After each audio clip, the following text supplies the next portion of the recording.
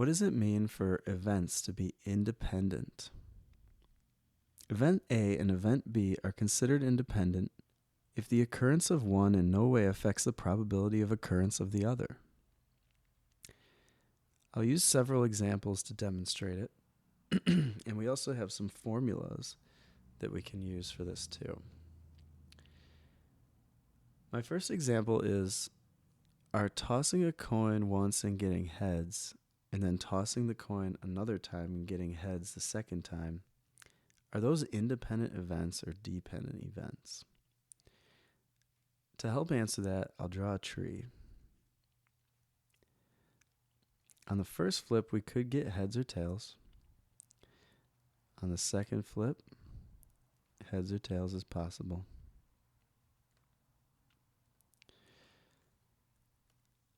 All right. What it takes to prove independence is you have to find the probability of heads being second alone, and then compare it to the probability that heads is second given that heads is first. Now, if we end up with the same probabilities for both, then that would show that it didn't matter whether heads was first or not.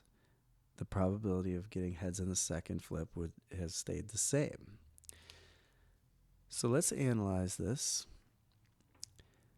When there's no restriction, all you do is you look at the whole sample space.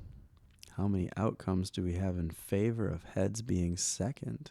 Notice that this is the first flip. This is the second flip. We have 2 successes out of 4 sample space outcomes. Okay, now let's analyze the conditional probability. What's the probability of heads being second, given that heads is also first?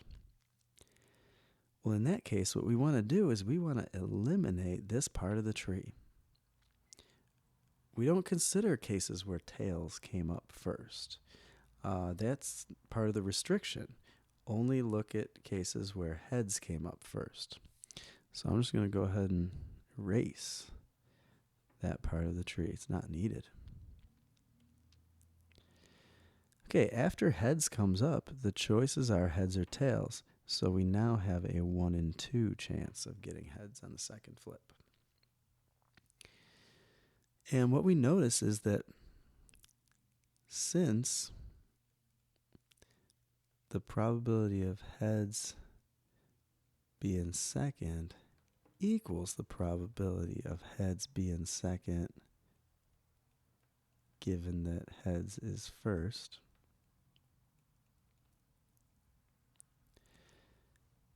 see, they're both 0.5. What that shows is that the tosses are independent.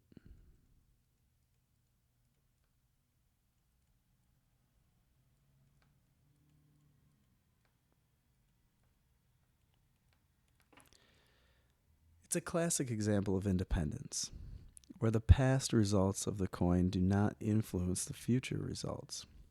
But many gamblers believe that it's not that way.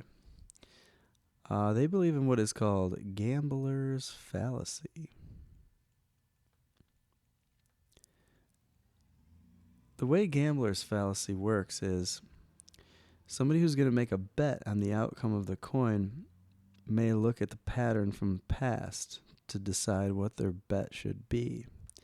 And if they see a sequence of a lot of tails in a row, for example, and they want to bet on what's going to happen next. Now, gambler's fallacy is to believe that the trend will swing back from tails to heads. They may believe heads is the better bet. Reverse gambler's fallacy, on the other hand, is to believe that the trend of tails will continue, so they may think that tails is more likely to come up. But our analysis shows that if the coin is truly fair, then the past outcomes do not influence the future outcomes. What the gamblers are doing is they're confusing, a couple of things. In the case of gambler's fallacy, they're confusing cumulative empirical probability with the probability of a single trial, thinking that because there were so many tails in the past and that they know that the cumulative empirical probability is trending toward 0.5, they may think that heads needs to come up now more in order to balance it out. That will happen over the long term, but the fact is that every flip is still having a probability of 0.5 individually. So it's not a better bet to bet on heads. When it comes to the reverse gambler's fallacy, misunderstanding, they're thinking that tails may be the best one to choose because they're using inductive reasoning. They're looking at a pattern from the past and assuming that that pattern will continue.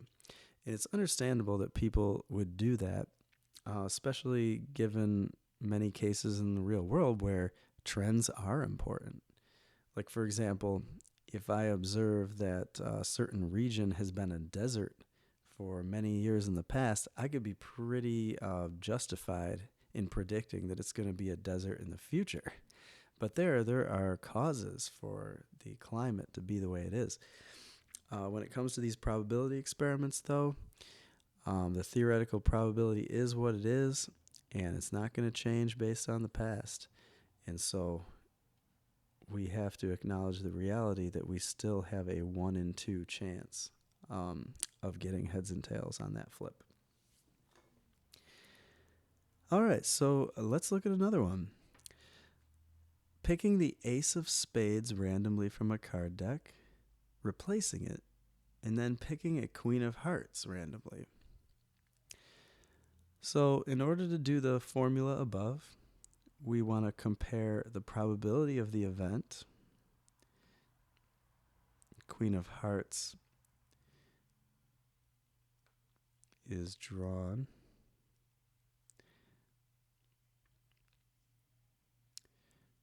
versus the probability of the queen of hearts being drawn given that ace of spades was removed and replaced.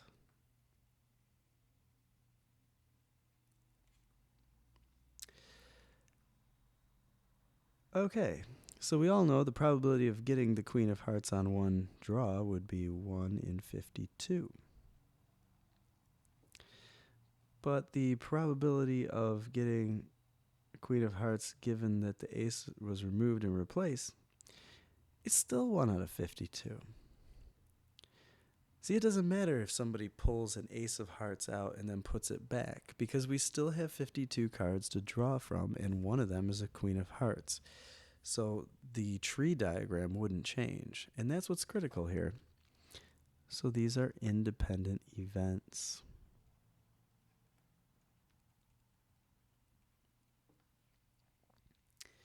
What if we switch that up, though, and this time we'll pull the ace of spades out and not replace it? All right, we want to find the probability of getting a queen of hearts alone. And then we should find the probability of getting the queen of hearts given that an ace of spades had been removed.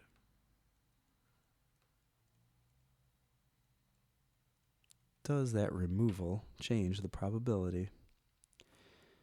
Well, the queen of hearts alone, we already said, was 1 out of 52. But if an ace of spades had been removed, the new probability of getting queen of hearts would now be 1 out of 51 because one card is missing.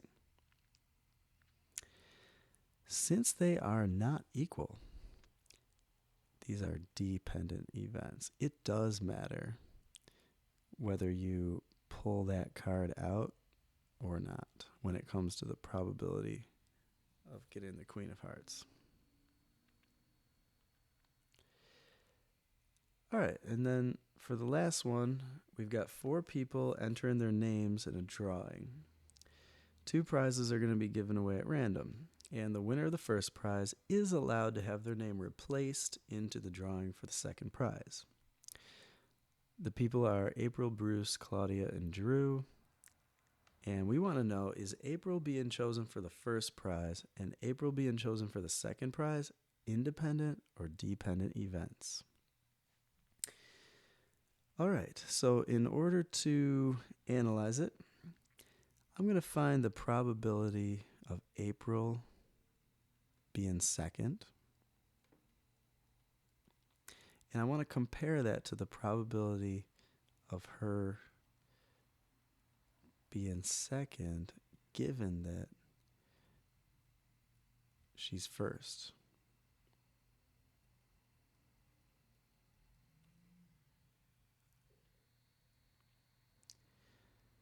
Okay, a tree diagram would be great for this.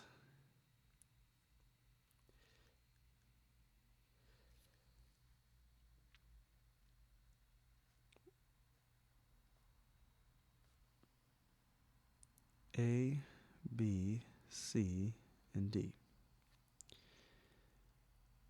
Now, this is the first drawing.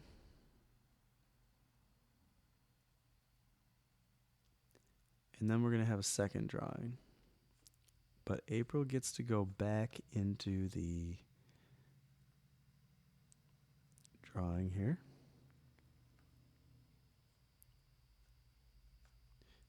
No matter who is picked for the first prize, the tree looks the same for the second prize.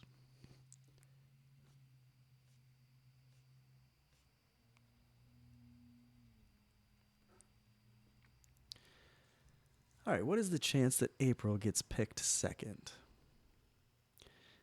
Well, here she's second.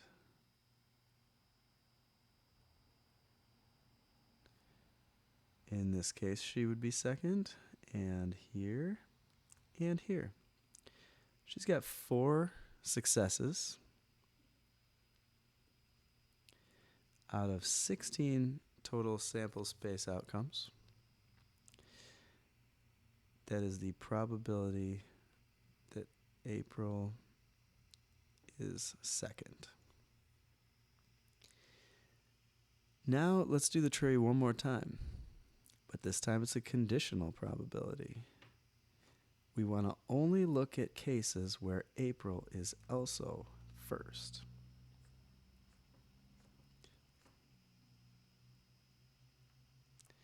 So I can actually stop right there because it doesn't matter what comes after B or C or D, because when we do a conditional probability, we only focus on cases where the restriction or the condition has occurred.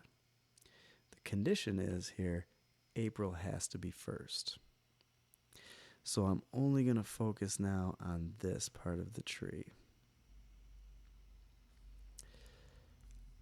All right, so what is the probability of April being second, given that April is first? According to the tree, there's 1 outcome in favor of that, and 4 total outcomes. Do the probabilities match? They do. And so it's actually typical of replacement. When you do a drawing and then replace the elements that were involved in the drawing, when that happens, the drawings are independent.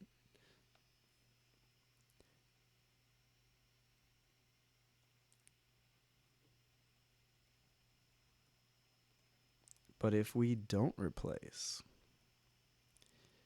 that is typically when the situation becomes dependent.